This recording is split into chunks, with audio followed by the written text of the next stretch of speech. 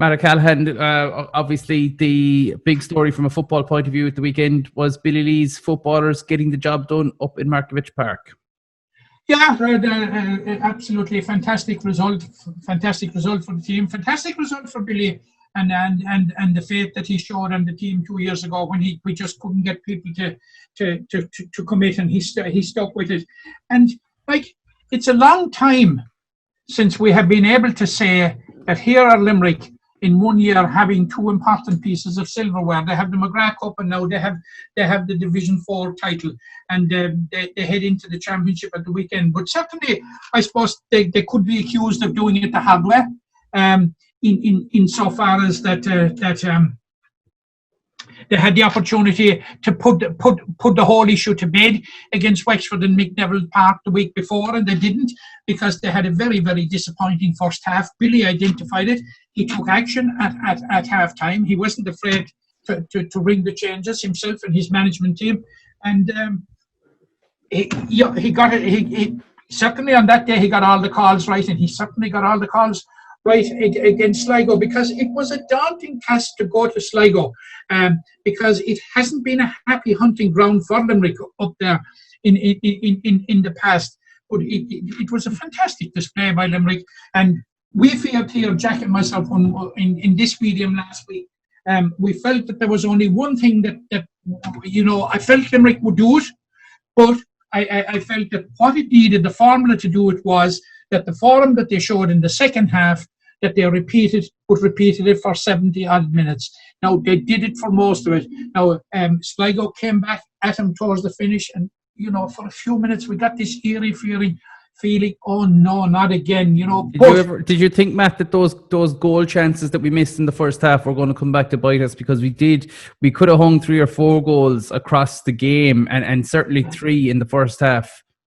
Absolutely, you're absolutely correct, Raf, and I heard you putting the question to Billy, and I heard him his honest assessment of it, like 11 goal chances in 2 games, and what did you only think? We only took 2, really, wasn't it? One against Wexford and one against Sligo, and certainly there was a stage there now, and we spoke last week about that we thought that Sean McSweeney put up his hand for a place on the team, and he was given his place, and rightly so, and I think he justified it. But after Hugh Burke had got the goal, within a minute or two, Sean McSweeney hit a powerful drive, and it rebounded off the crossbar. Had that one gone in, and it's very, very hard to say that 'tis a missed chance when it comes back off the crossbar, but look, it was a shot and goal. It didn't reach its target, but had it gone in so soon after the other goal, I think Limerick at that stage would have been out again. Now, there was 3 chances in the first half. There definitely were 2 chances in the second half, and I thought, and Billy mentioned about the chances fell to Ian Corbett and Hugh Burke, and I would like to see it back again, because from what I saw of it, I honestly thought that there certainly, in the case of Ian Corbett, that there were claims for a penalty. That was in the second. That was in the second half incident, Matt, wasn't it? Yes. And what was your take on it, Raf? My take on it was, just as he was pulling the trigger, he did get a tug back, which caused him to lose balance and therefore pull the shot wide. But look, it looked a penalty to me.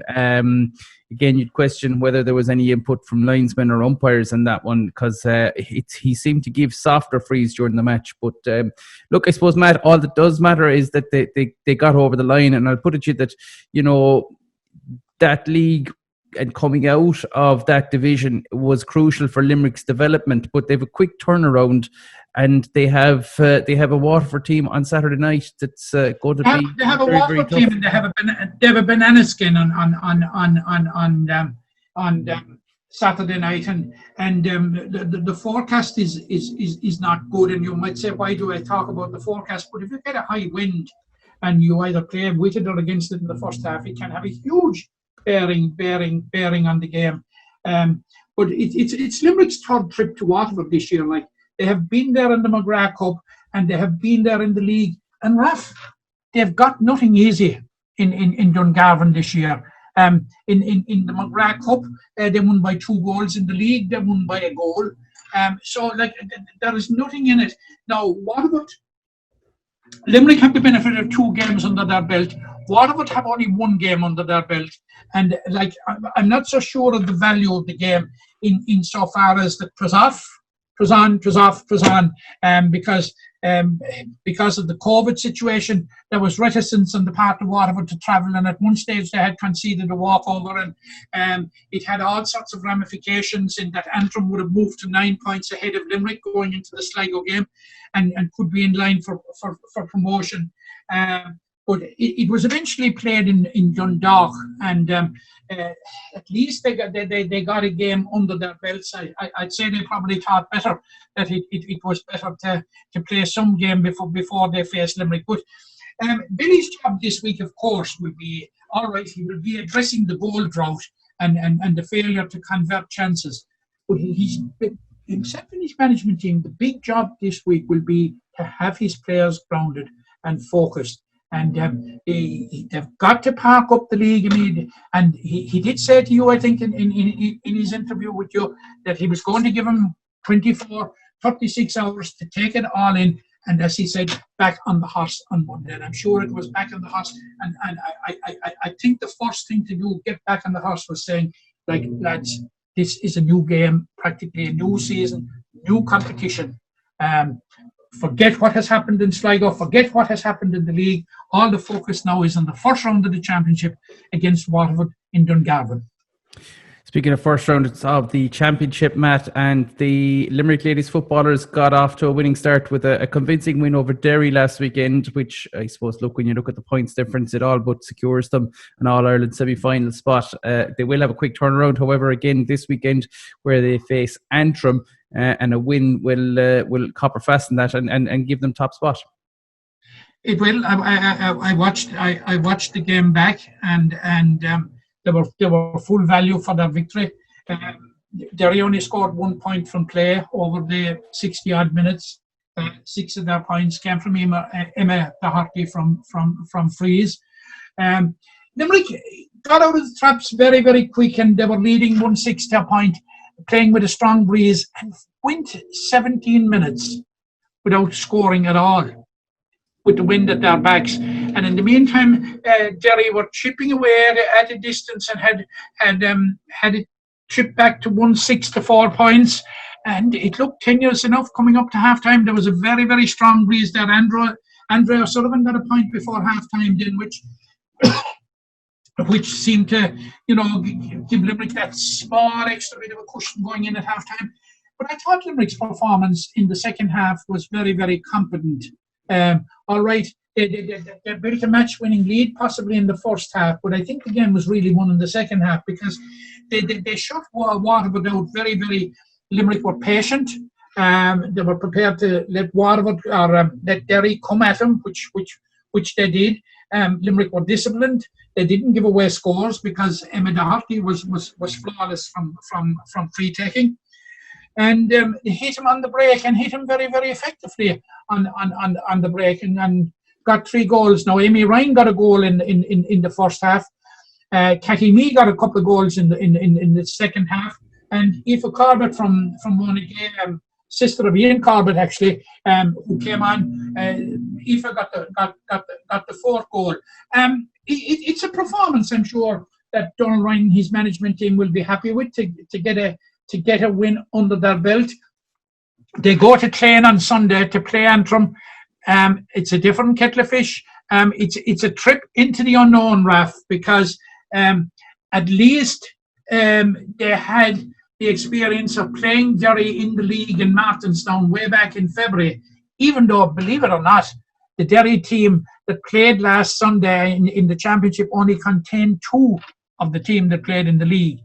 So, talking to Donald Ryan in the week, he wasn't so sure as to whether it was an advantage or a disadvantage not to have played Antrim. But very, very, very little is known about Antrim, other than that before the competition, the league started, Antrim were firm favourites, or well, certainly one of the favourites to win the league. They were beaten in the semi-final of the All-Ireland last year by Louth, but they had a horrendous league. Raf. They played 4 games and failed to get a point. 4 straight defeats, and one of them was a catastrophic defeat to Antrim or to Leitrim. So where Antrim are at, we just don't know. But it comes down to there is a difference between league and championship. Limerick found that to their cost in 2018 when they hammered Derry in Askeaton, went back up to Derry in the championship and lost.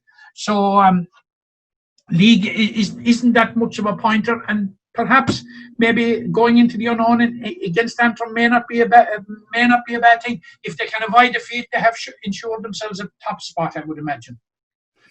Yeah, Matt, they should have. Matt, we'll flick over to the Camogie right now, and Limerick's campaign coming to a disappointing 2-15 to 9 points defeat down in Walsh Park at the hands of Waterford.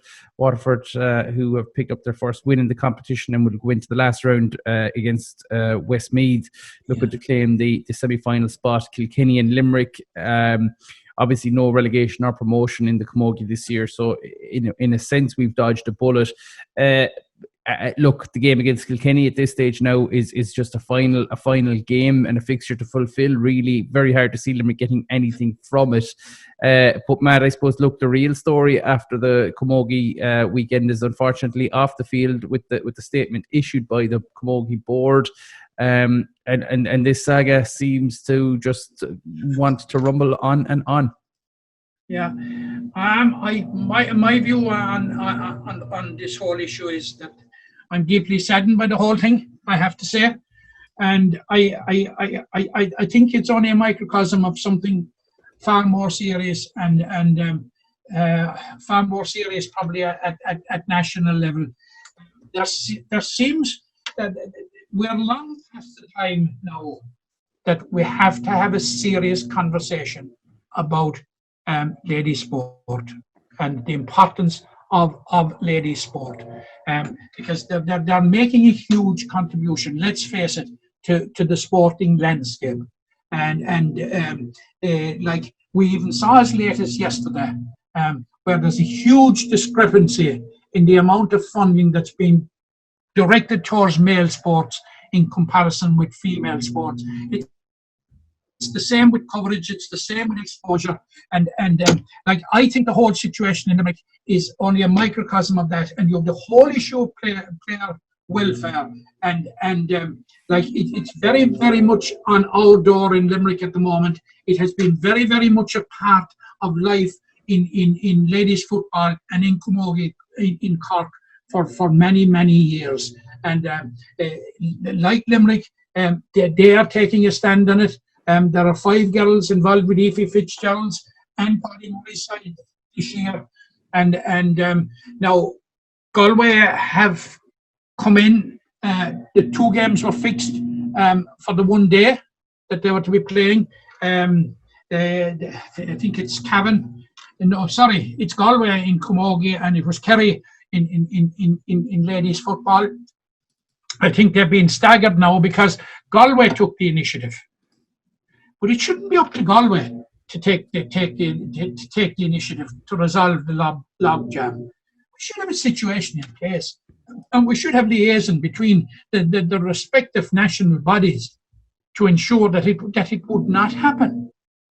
I think that the day that there's a memorandum of agreement there for that envisages the amalgamation of hurling football, ladies football, and Camogie. I don't think that can happen a day too soon, Raf.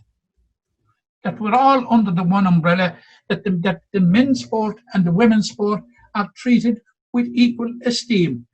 Because the ladies football final this year, with 55 going and 56,000 people. That's people voting with their feet. And it's a new awareness of the game, and it's a new appreciation of the game. And both games are very, very good games. But like that has been this thing for I'm listening to it for years, and I'm sick of listening to it. And I have a great love for both sports, and this thing, that they don't have to put in the same effort as men or any of that thing. crap that's pure utter nonsense. It's like the women dedicate themselves and dedicate the same amount of time, the same amount of effort, and go to the same amount of expense without being reimbursed to play their sport and play it at an elite level, at intercounty level. The whole thing in Limerick, it saddens me, it maddens me in equal measure. But I think it's only a microcosm of a serious situation in recognizing the place of female sports and female sports people in the Irish sporting landscape. And I think something has got to be done at national level. And Raf, time is not on their side.